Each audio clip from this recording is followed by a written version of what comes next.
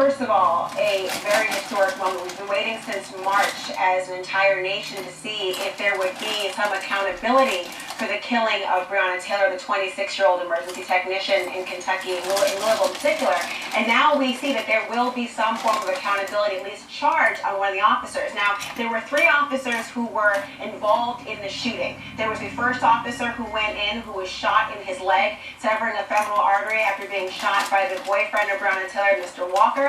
And you had a 3rd officer who was not named in this particular indictment that we hear right now, who was also involved as a plainclothes narcotics officer. The one who has been charged is the same one who was fired back earlier in the summer because the police chief issued a letter saying, "You have engaged in a wanton disregard for human life by blindly, indiscriminately shooting into an apartment through a curtain," meaning he had no idea who he was shooting, whether the person he was shooting at or people posed even a lethal threat to his own life. And as you know, Breonna, the only way you can actually use lethal force is if lethal force is being used against you. And even then, you are only allowed to use that level of force to stop that lethal force, not to go above and beyond. And so you have an officer where the police chief really teed up the same language we just saw just now, read by the grand jury, by the foreman, talking about this very issue of that common denominator term of wanton. Now, what does wanton mean? Wanton is less than first-degree intentional murder. Intentional murder means you actually intended to kill the person who became the victim of the homicide. It often can require you to have pre-planning or malice aforethought, meaning you intended and planned to kill this person. So a lesser degree of a still unlawful killing is honestly the first-degree or second-degree wanton disregard manslaughter charges. That essentially means that you were aware of a substantial risk to human life, or that your conduct could pose grave bodily harm or the threat of grave bodily harm or serious injury. You knew of the risk and you acted anyway. You knew of the risk and you acted anyway. That is different than even a lower crime called reckless, where you didn't appreciate that there was a risk involved and somebody happened to die. They're using the wanton standard, which is about 20 years or more in prison you could have, up to at times life. Yeah. So her boyfriend allegedly was a drug dealer and had a gun and rang off the first shot at the police.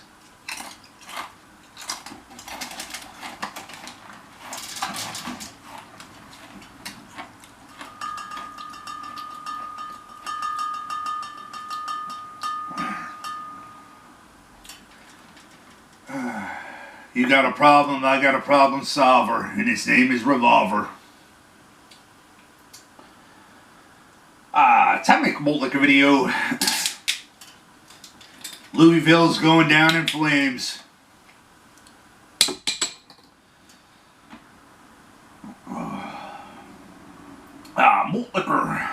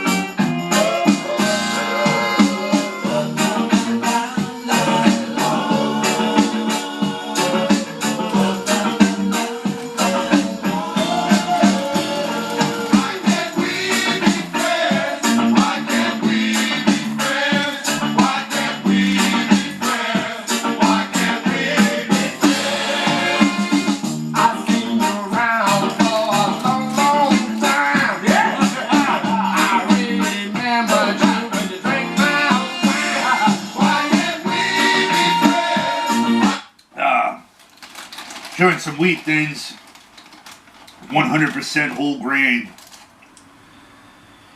Need that whole grain.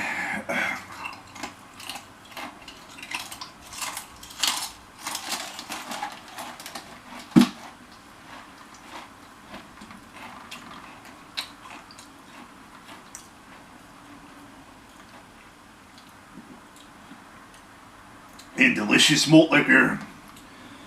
McRib season training continues. Weight loss training. Malt liquor.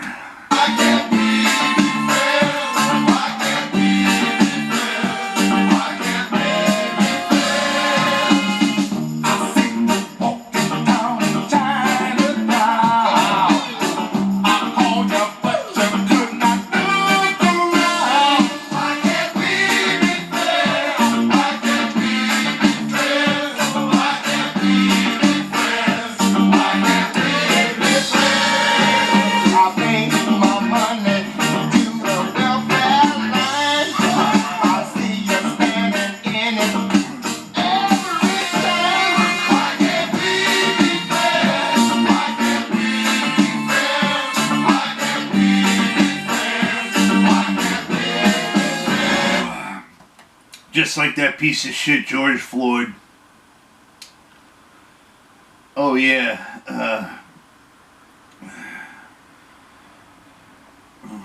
he had no reason for the cops to come at him. Fucking criminal record list was long. Pointed a gun at a pregnant woman's belly. Was doped up and tried to use a counterfeit $20 bill. But, he had no reason for the cops to come at him. Go fuck yourself.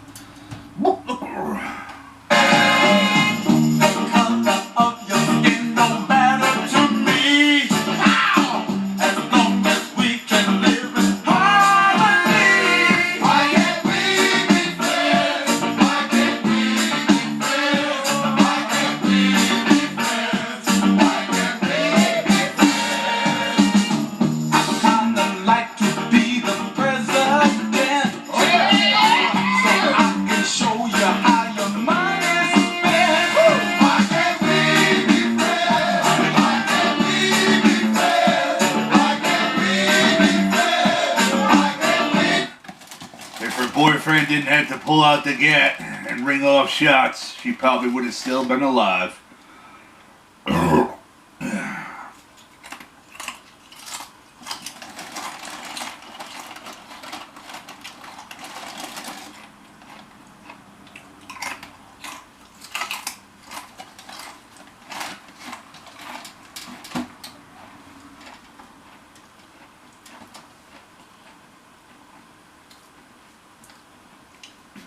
If you're a fat asshole and you continue to be a fat asshole and refuse to portion control your meals, that's on fucking you. Don't blame anybody else. Blame your fucking self.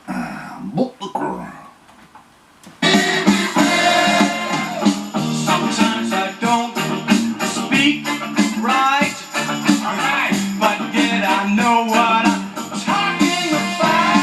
I can't be friends. I can't be friends. I can't be friends. I know you're waiting for the CIA. The swill were there. Yeah, go get the strap. Yeah, go get the strap.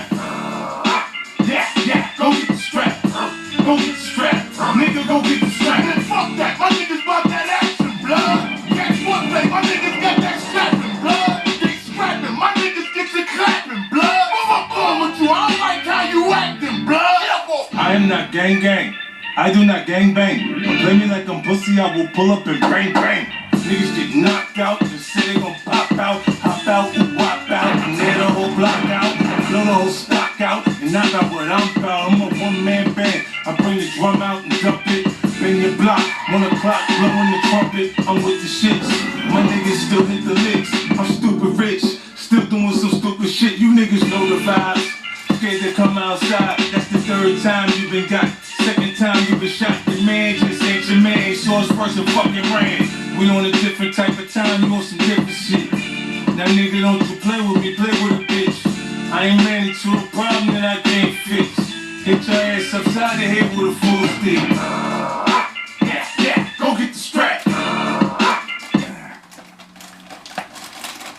It's like when one fat Canadian says he's going to review a barbecue sauce every Sunday, for Saucy Sunday, and he does maybe barely a handful sauce reviews,